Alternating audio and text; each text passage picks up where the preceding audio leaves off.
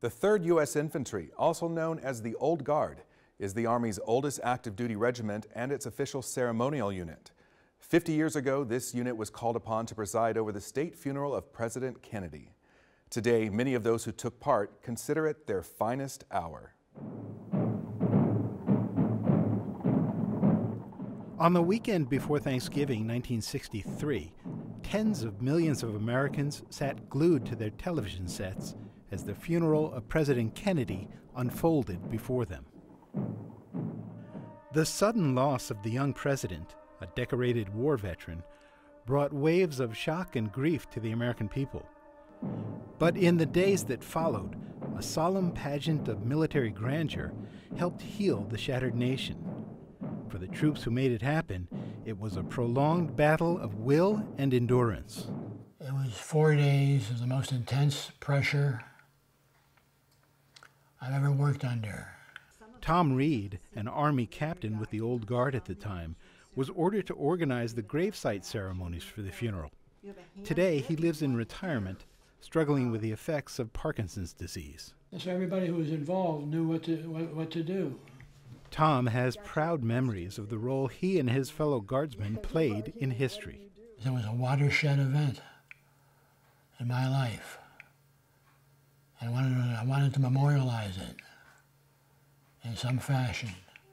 Tom Reed's book, Their Finest Hour, is the result of that ambition. It contains the personal accounts of 22 old guardsmen who took part in the state funeral. One of them is former PFC Arthur Andy Carlson, now retired and living in Alabama. Tom explained what he was doing and just wanted me to, if I would, talk with him a little bit, and then he said, "Can you write this down?"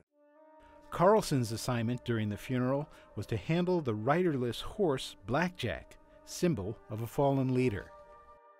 Blackjack was a very aloof horse. He didn't like people or horses. He'd been a wild young horse in his youth. And he got spooked right before we moved to the White House, the first day of the state funeral. And he just showed out and acted up, and he acted up the rest of the time. He was fighting a losing battle with a 1,000-pound horse. And he had very specific places he had to take that horse. That horse had to go. And he didn't have any interest in going where Andy was going.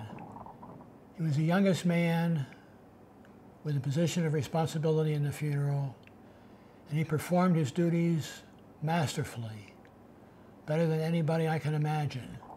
He did it with grace. He made it look easy. I didn't know what was going on around me. You have a job, and when times get tough, you just focus on your job. But now, after hearing these other stories about it all, I have tremendous respect for all those guys and what they did. I had the simplest job out there. All I had to do was lead a horse. All of the nation's military service units and service academies were represented at the funeral. In the Death Watch at the White House, under the Capitol Dome, along the parade route, and on the casket platoon. But the Old Guard had special oversight responsibilities every step of the way. The funeral was 4 days long, and it was in so many different locations that no one person saw it all. But since Tom came out with his book, I've developed a great appreciation for everything that was swirling around while I was doing my small bit. Like the casket bearers, what they did was just awesome. The riders, what they did. The officers trying to coordinate everything, making snap decisions left and right, and making it all flow seamlessly. 50 years later, dozens of Old Guard veterans returned to Washington, D.C. for a reunion. Sure, do you mind if I give you a hand? Led by Tom Reed, they laid a wreath at the gravesite of their former commander-in-chief, where an eternal flame ensures that he will never be forgotten, nor will the troops he commanded who brought him here to rest.